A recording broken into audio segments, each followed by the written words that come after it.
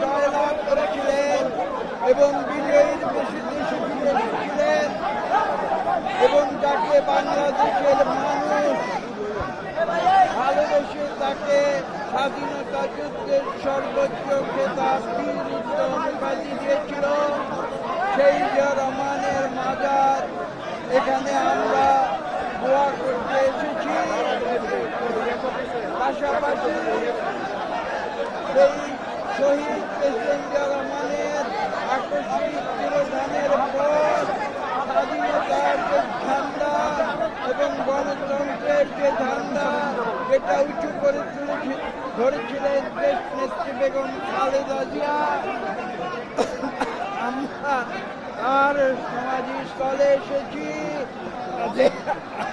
আত্মার মাগফিরাত কামনা করে এখানে দোয়া করছি এবং সর্বশেষ সেই স্বাধীনতার ঝান্ডা যিনি উঁচু করে তুলে ধরেছেন জনাব তারেক রহমান, যিনি বাংলাদেশে দীর্ঘ 17 বছরের আওয়ামী স্বৈরশাসনের পরে বাংলাদেশের মানুষের স্বতঃস্ফূর্ত ভোটে 2/3 মেজর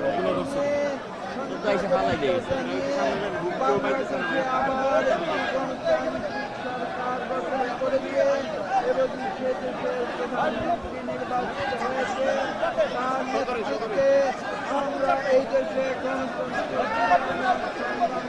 যোগ দিয়েছি। আপনাদের উদ্দেশ্যে বলতে চাই, এই নরসিংদীর মানুষ যে নরসিংদীর আন্দোলনে আপনারা জানেন সেই বাংলাদেশ তথা ভারতবর্ষের স্বাধীনতা আন্দোলনে একটি বিশেষ গোষ্ঠী অনুশীলন আন্দোলন যার নাম, সেই অনুশীলন আন্দোলনের জন্ম হয়েছিল নরসিংদীতে এবং শক্তির বিরুদ্ধে যে মুসলিমদের গণতন্ত্রকামী মানুষ, স্বাধীনতাকামী মানুষ যুদ্ধ করেছিল, সেই মানুষ আজকে মুসলিমদের 5 জন বিএনপি সেবককে তারা প্রতিনিধি করে জাতীয় সংসদে পাঠিয়েছে। আমরা তাই আজকে এখানে এসেছি।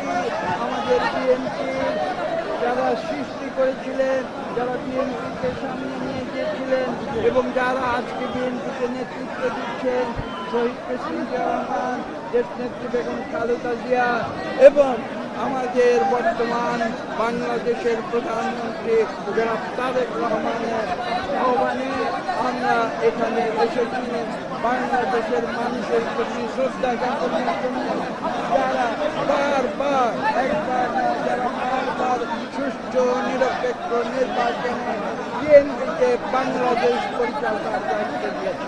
স্যার, একটা বিষয় জানতে চাচ্ছি, বিভিন্ন জেলায় আওয়ামী লীগের অফিস খোলা হচ্ছে এরকম সংবাদ পাচ্ছি, আর যারা জুলাই গণহত্যার সাথে জড়িত ছিল তারা দেশে ফিরছে, এই বিষয়ে আপনাদের দলীয় অবস্থানটা কি? আমাদের দলীয় অবস্থান অত্যন্ত স্পষ্ট। বিএনপি স্বাধীনতার পক্ষে কাজ করেছে। আমি একটু আগে বলেছি 1971 সেই কালো রাতে ফাইনাল মতো এই দেশের নিরীহ মানুষের উপরে চাপিয়ে পড়েছিল, সেদিন প্রতিবাদের ঝান্ডা উঁচু করে দাঁড়িয়েছিলেন এবং আমরা সেই আদর্শে বিশ্বাসী, বহুদলীয় গণতন্ত্রে বিশ্বাসী, পার্লামেন্টারি গণতন্ত্রে বিশ্বাসী এবং আমরা সেই বিশ্বাসী হয়ে আমরা সামনে এগিয়ে যাব। বিএনপি একদলীয় পাকশাল শাসন যেটা বাংলাদেশের উপরে জগদ্দল পাথরের মতো সেই ধারণায় বিএনপি বিশ্বাস করে না, বিএনপি জনগণের শক্তিতে বিশ্বাস করে। স্যার, আরেকটা বিষয় গুঞ্জন শোনা যাচ্ছে আপনি রাষ্ট্রপতি হচ্ছেন, দলের পক্ষে থেকে কোনো আলোচনা হয়েছে কিনা এসব বিষয় নিয়ে? আর কারো কোনো অন্য কোনো প্রশ্ন দেশের ব্যাপারে থাকলে করতে পারে। আমরা আপনাদের উদ্দেশ্যে স্পষ্ট ভাষায় জানিয়ে দিতে চাই যে বিএনপি একটি রাজনৈতিক দল। আমরা সবাইকে নিয়ে আমরা রাজনীতি করি, আমরা প্রতিহিংসা রাজনীতিতে বিশ্বাস করি না। সেটা আমাদের নেতা জনাব তারেক রহমান বারবার বলেছেন। যে আমরা আইনের শাসনে বিশ্বাসী। বাংলাদেশের গণতন্ত্র আমরা বারবার ফিরিয়ে এনেছি। আমরা 5ই আগস্ট 2024 সালে যে ছাত্র জনতার যে বিপ্লব হয়েছে তার ধারাবাহিকতায় আমরা বাংলাদেশে গণতন্ত্র ফিরিয়ে এনেছি। এই গণতন্ত্র এবং বাংলাদেশের স্বাধীনতা আমরা রক্ষা করব। সকলকে ধন্যবাদ।